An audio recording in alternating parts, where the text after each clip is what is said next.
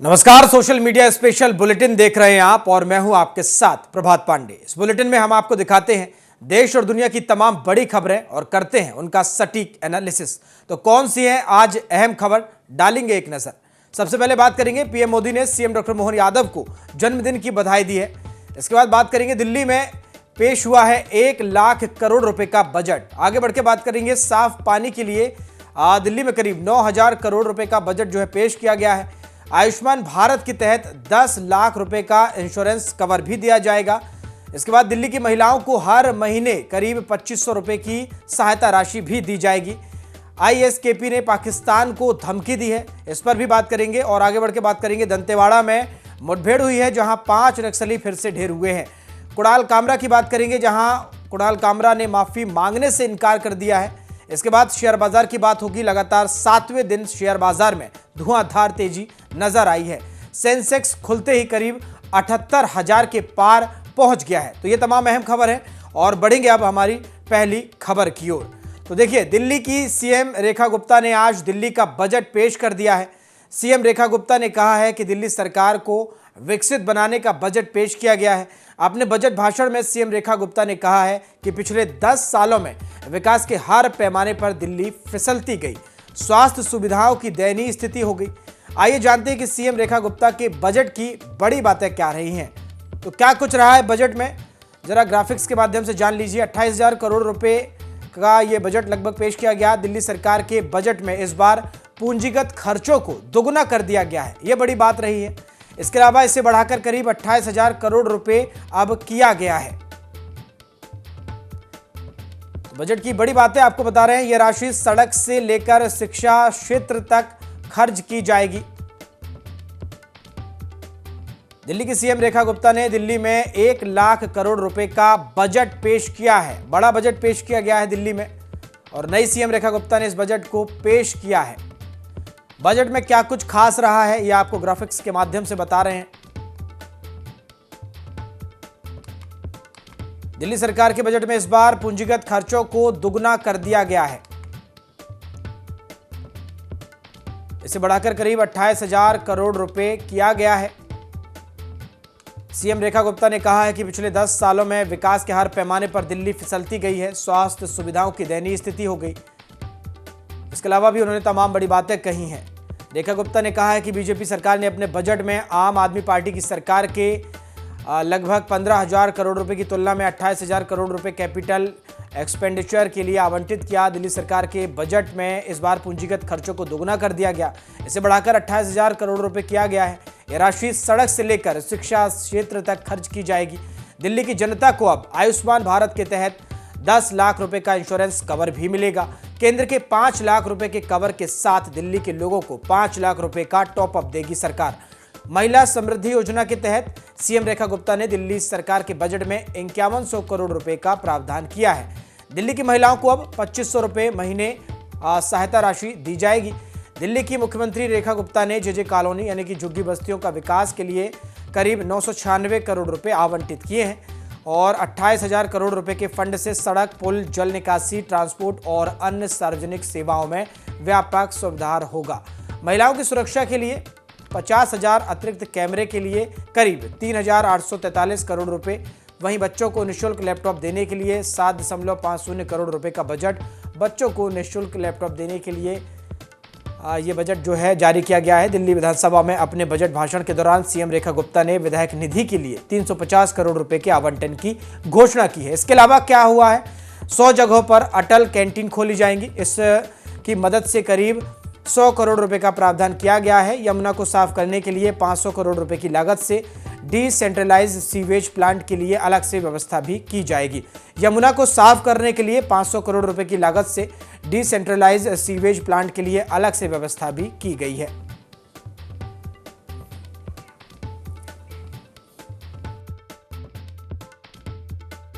मुझे यह बताते हुए अत्यंत दुख होता है कि पिछले 10 सालों में विकास के हर पैमाने पे दिल्ली फिसलती गई, लगातार फिसलती गई। जर्जर सड़कें, दूषित यमुना, सीवर ओवरफ्लो, स्वास्थ्य सुविधाओं की दयनीय स्थिति, वायु प्रदूषण के कारण से ये समझ में आता है कि पिछली सरकार के शासन और नीतियां जो थी उसके कारण से दिल्ली की जनता कितनी त्रस्त रही। पिछली सरकार ने दिल्ली की अर्थव्यवस्था को दीमक की तरह खोखला किया, दीमक की तरह। और दिल्ली जल बोर्ड घाटे में, डीटीसी घाटे में, दलितों के उत्थान के लिए बनाया गया कॉर्पोरेशन घाटे में, झुग्गी के विकास के लिए काम करने वाला ड्यूसिप पूरी तरह ठप, गंदा पानी, बहता सीवर, ये दिल्ली की पहचान बन चुकी थी। 2025-26 में राष्ट्रीय राजधानी क्षेत्र दिल्ली के विकास के लक्ष्यों को प्राप्त करने के लिए इंफ्रास्ट्रक्चर प्रोजेक्ट के लिए केंद्र सरकार से वित्त पोषित परियोजनाओं के लिए योजना विभाग के तहत 1000 करोड़ रुपए का प्रस्ताव किया जा रहा है। आज हम एक बार फिर दिल्ली को नया रूप देने के लिए प्रतिबद्ध है। हम एक ऐसी मजबूत और पारदर्शी नींव रखेंगे जिसे फिर कोई कमजोर ना कर सके। हमारा सपना है एक समृद्ध, सशक्त दिल्ली का, एक वैश्विक शहर जो हर चुनौती का सामना कर सके और दुनिया में नेतृत्व करने की क्षमता रखता हो, ऐसा शहर दिल्ली को बनाना है। चलिए आगे बढ़ेंगे और अब बात करेंगे सीएम डॉक्टर मोहन यादव के जन्मदिन की। पीएम मोदी ने सीएम डॉक्टर मोहन यादव को जन्मदिन की बधाई दी। पीएम मोदी ने एक्स पर पोस्ट कर बधाई दी है। उन्होंने लिखा है कि मध्य प्रदेश के मुख्यमंत्री डॉक्टर मोहन यादव जी को जन्मदिन की हार्दिक शुभकामनाएं। उन्होंने मध्य प्रदेश के लोगों के जीवन को बेहतर बनाने के लिए अनेक पहल की हैं। ईश्वर उन्हें जनता की सेवा करते हुए दीर्घायु और स्वस्थ जीवन प्रदान करे। देखिए, मध्य प्रदेश के मुख्यमंत्री डॉक्टर मोहन यादव का आज जन्मदिन है और इस मौके पर पीएम नरेंद्र मोदी ने भी उन्हें जन्मदिन की शुभकामनाएं दी हैं। सोशल मीडिया प्लेटफॉर्म एक्स पर पोस्ट करके उन्होंने तमाम बातें कही हैं, जन्मदिन की शुभकामनाएं दी हैं।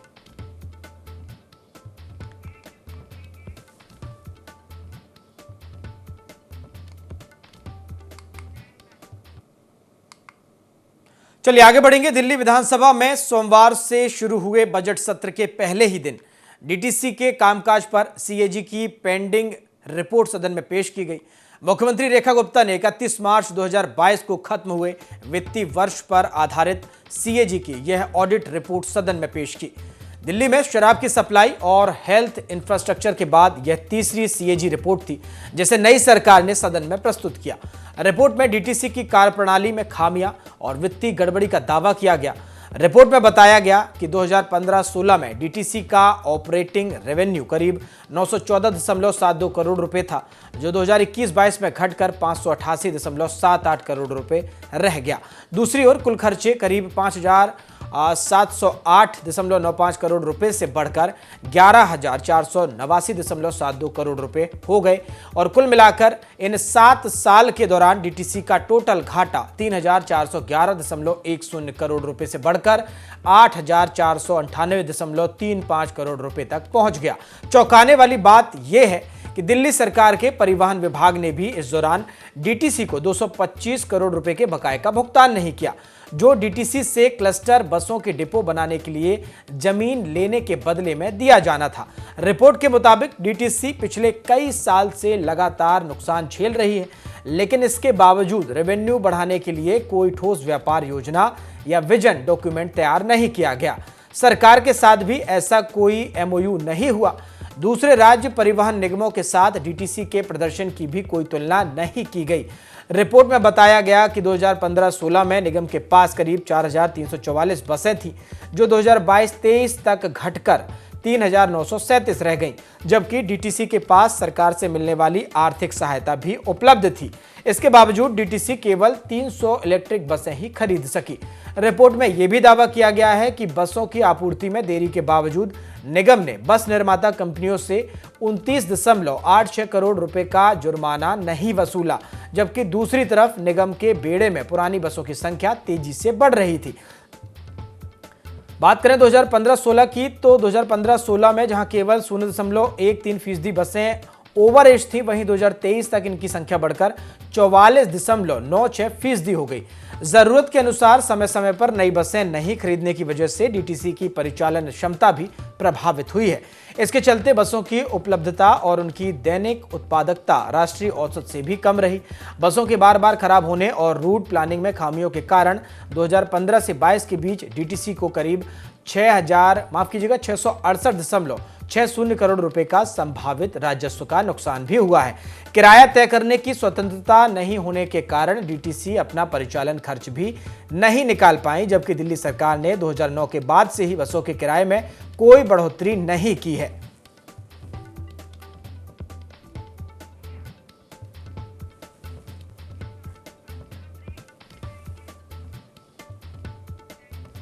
अब बात कर लेते हैं शेयर बाजार की। शेयर बाजार में मंगलवार यानी कि आज के दिन भी मंगल ही मंगल नजर आ रहा है। सोमवार की धुआंधार तेजी आज भी जारी है और खुलने के साथ ही सेंसेक्स करीब 300 अंक से ज्यादा, जबकि निफ्टी करीब 100 अंक चढ़कर कारोबार कर रहा है। शेयर बाजार में तेजी का सिलसिला जारी है। बीते कारोबारी दिन सोमवार को आई तूफानी तेजी मंगलवार को भी जारी है और खुलने के साथ ही सेंसेक्स निफ्टी दौड़ लगाते हुए नजर आए। एक और बॉम्बे स्टॉक एक्सचेंज का 30 शेयरों वाला सेंसेक्स इंडेक्स खुलने के साथ ही 78,000 के पार निकल गया, तो वहीं नेशनल स्टॉक एक्सचेंज का निफ्टी 50 ने भी करीब 100 अंक की तेजी के साथ कारोबार की शुरुआत की। शुरुआती कारोबार में टीसीएस, एचसीएल से लेकर इन्फोसिस के शेयर उछाल मारते हुए नजर आए। मंगलवार को शेयर मार्केट में कारोबार की शुरुआत होने पर बीएसई का सेंसेक्स अपने पिछले बंद यानी कि 77,984.38 के लेवल से छलांग लगाते हुए सीधे 78,000 के पार निकल गया। 78,296.28 पर ओपन हुआ और इसके बाद इसकी रफ्तार कुछ ही मिनटों में बढ़ गई। यह इंडेक्स करीब 78,402.92 के लेवल पर कारोबार करता नजर आया। बात एनएससी निफ्टी की करें तो इस इंडेक्स ने अपने पिछले बंद यानी कि 23,658.35 के लेवल से चढ़कर 23,751.50 पर कारोबार शुरू किया और फिर 23,766 तक उछला। हालांकि जोरदार ओपनिंग के बाद शुरुआती कारोबार में सेंसेक्स निफ्टी की रफ्तार कुछ कम होती नजर जरूर आई। दोनों इंडेक्स अपने शुरुआती तेजी को गंवाते हुए दिखे, लेकिन अचानक फिर सेंसेक्स निफ्टी ने चाल तेज कर दी। लगातार 7वें दिन धुआंधार तेजी नजर आई। सेंसेक्स खुलते ही बाजार 78,000 के पार पहुंच गया। बीते सप्ताह खूब बाजार भागा था और सेंसेक्स निफ्टी की तेज शुरुआत इस बार देखी गई है।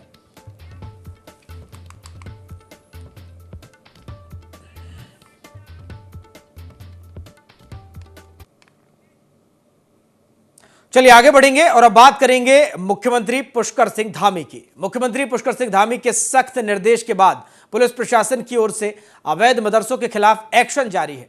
अभी तक 100 से भी ज्यादा अवैध मदरसों को सील कर दिया गया। साथ ही सरकारी जमीन पर अतिक्रमण कर बनाई गई मजारों पर भी प्रशासन की पैनी नजर है। इसको लेकर एक बार फिर मुख्यमंत्री ने अतिक्रमण करने वालों को चेताया है। उन्होंने कहा कि जब तक यह अतिक्रमण पूरी तरीके से नहीं हटेगा तब तक यह अभियान जारी रहेगा। तो उत्तराखंड में अवैध मदरसों पर लगातार एक्शन जारी है। सीएम पुष्कर सिंह धामी ने इसको लेकर सख्त रवैया अपनाया हुआ है और उन्होंने कहा है कि अवैध रूप से इलीगल तरीके से जो भी मदरसे चलाए जा रहे हैं उन्हें सील किया जाएगा। अभी तक 100 से ज्यादा अवैध मदरसों को सील कर दिया गया है।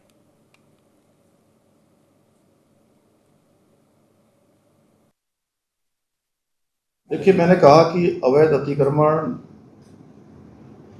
अवैध मजारें, अवैध जो भी हैं, जो इलीगल है, सबको लीगल रूप में लाया जाएगा।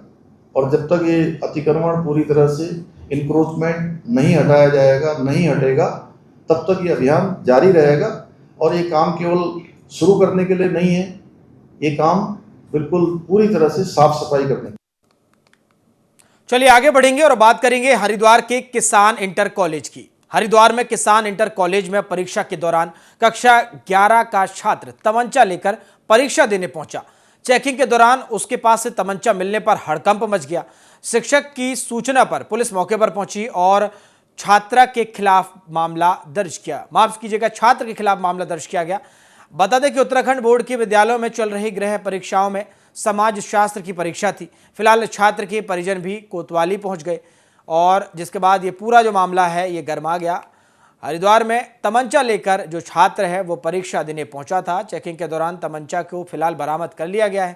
पुलिस ने छात्र पर मामला भी दर्ज किया है। किसान इंटर कॉलेज का ये पूरा मामला बताया जा रहा है।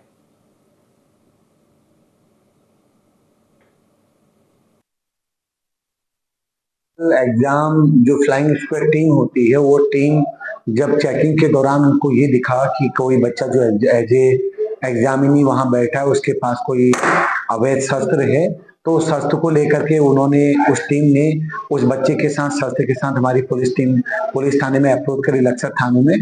तो चूंकि एक अवैध शस्त्र को लेकर मामला था, वो बच्चा नाबालिग है ऐसा तथ्य प्रकाश में आए, तो उसमें आगे जो लीगल कार्रवाई वो चल रही है।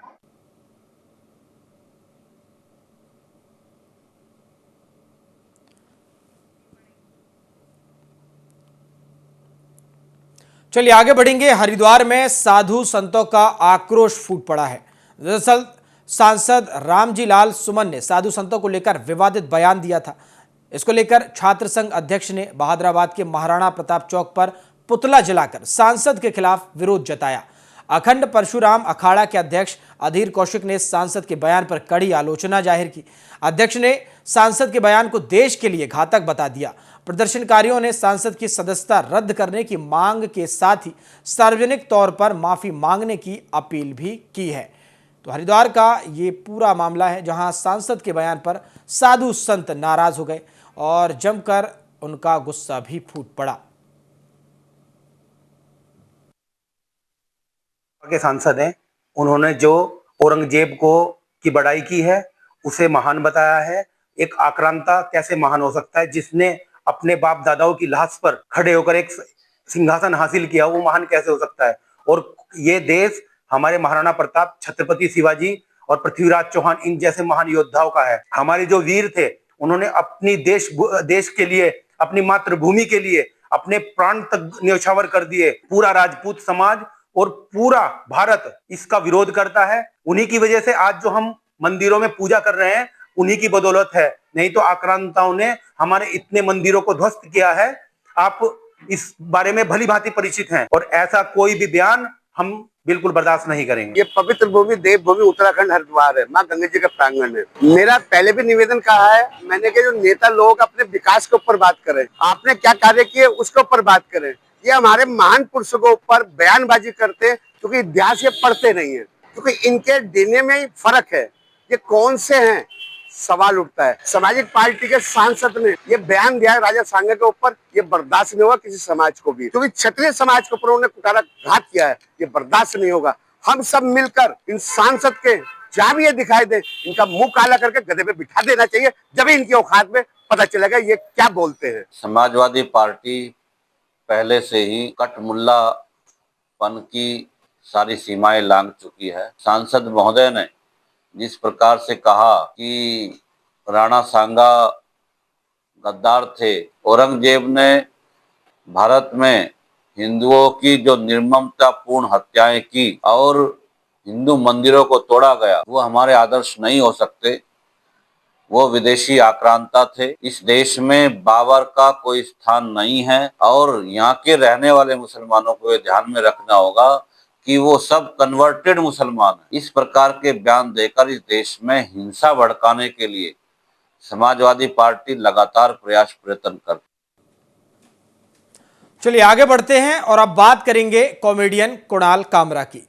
महाराष्ट्र के उप मुख्यमंत्री एकनाथ शिंदे का मजाक उड़ाकर विवाद खड़ा करने वाले stand up comedian Kunal Kamra ने माफी मांगने से साफ इनकार कर दिया है।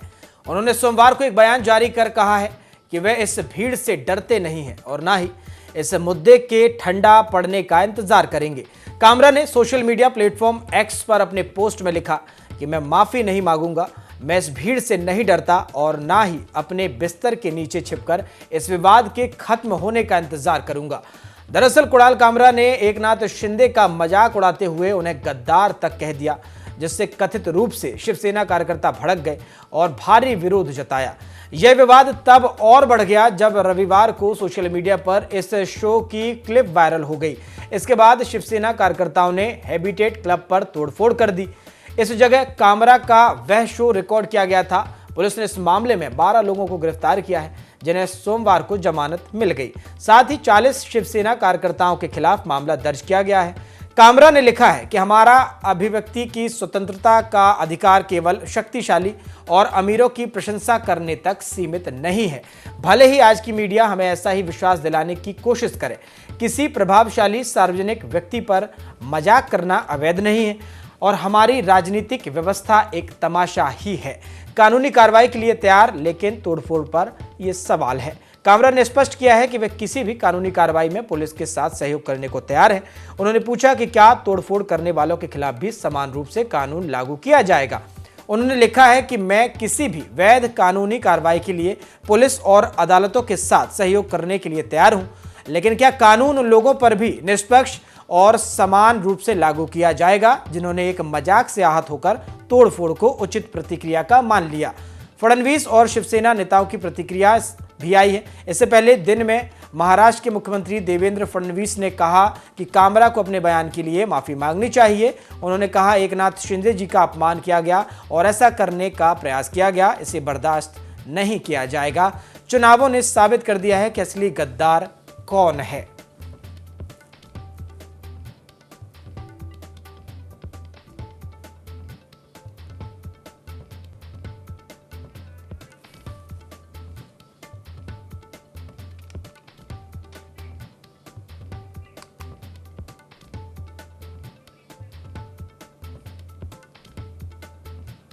तो देखिए, कॉमेडियन कुणाल कामरा की कॉमेडी पर एक तरह से फिर से बवाल शुरू हो गया है। शिवसेना कार्यकर्ता जमकर भड़के हैं और तोड़फोड़ भी की गई है।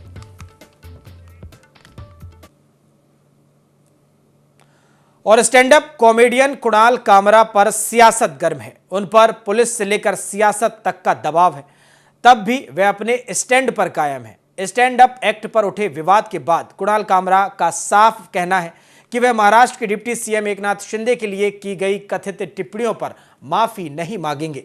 दरअसल कुणाल कामरा ने मुंबई में एक स्टैंड अप शो किया। उसमें एकनाथ शिंदे से जुड़ी एक टिप्पणी पर बवाल मच गया। इसके बाद शिवसैनिकों ने स्टूडियो में तोड़फोड़ कर दी, खूब हंगामा मचा। महाराष्ट्र के सीएम से लेकर डिप्टी सीएम तक ने बयान दिया। कुणाल कामरा पर मुकदमा दर्ज हुआ। अब उन्होंने बयान जारी कर जिस जगह कॉमेडी शो को रिकॉर्ड किया गया था वहां हुई तोड़फोड़ की आलोचना की है। इस बीच पुलिस ने कुणाल कामरा को समन भेजा है।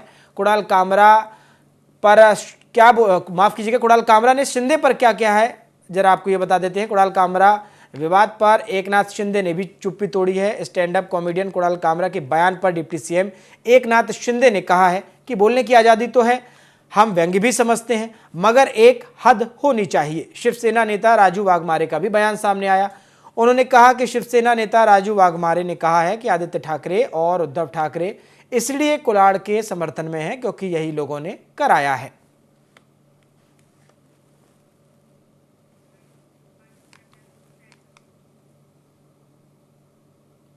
आगे बढ़ेंगे। अमेरिकी सेना जब 2021 में अफगानिस्तान से बाहर निकल रही थी, तब उसके ऊपर इस्लामिक स्टेट खोरासन प्रोविंस यानी कि आईएसकेपी के आतंकियों ने हमला किया था। अफगानिस्तान के एबी गेट पर यह खूनी आतंकी हमला हुआ था। हाल ही में हमले के मास्टरमाइंड शरीफुल्लाह को पकड़कर पाकिस्तान ने अमेरिका के हवाले कर दिया। अमेरिका की मदद करना अब पाकिस्तान के लिए भारी पड़ सकता है। आईएसकेपी ने अब पाकिस्तान को बदला लेने की धमकी दी है। खुफिया एजेंसी को डर है कि वह पाकिस्तान के वीवीआईपी लोगों को निशाना बना सकती है। इसमें पाकिस्तानी पीएम शहबाज शरीफ भी शामिल हो सकते हैं। 26 अगस्त 2021 को अफगानिस्तान के काबुल में हामिद करजई अंतर्राष्ट्रीय हवाई अड्डे के एबी गेट पर आत्मघाती हमला हुआ था। हमले में 13 अमेरिकी और लगभग 170 अफगान नागरिक मारे गए थे। आईएसकेपी ने इस हमले की जिम्मेदारी ली थी। मार्च 2025 की शुरुआत में अमेरिकी राष्ट्रपति डोनाल्ड ट्रंप ने कांग्रेस में एक संबोधन में बड़ा खुलासा किया। इसमें उन्होंने कहा है कि अगस्त 2021 में हुए बम विस्फोट की प्लानिंग में शामिल टॉप आतंकी को पकड़ लिया गया है। अब यह अमेरिका की न्याय का सम्मान करेगा। ट्रंप ने कहा था कि मैं इस राक्षस को पकड़ने में मदद के लिए पाकिस्तान सरकार को धन्यवाद देना चाहता हूं। पाकिस्तान के लिए मुश्किलें और भी बढ़ सकती हैं। शरीफुल्लाह पर आरोप था कि उसने इस आत्मघाती हमले की साजिश रची थी। उसने हमले की रेकी की और हमलावर को रास्ता दिखाया। अमेरिका ने इस आतंकी को पकड़ने के लिए पाकिस्तान की पीठ थपथपाई, लेकिन यह शाबाशी पाकिस्तान के लिए भारी पड़ सकती है। पाकिस्तान प्रशासन आतंकियों को हाथ जोड़कर सफाई दे रहा है कि उसने कुछ नहीं किया, सारा खेल अमेरिका का था।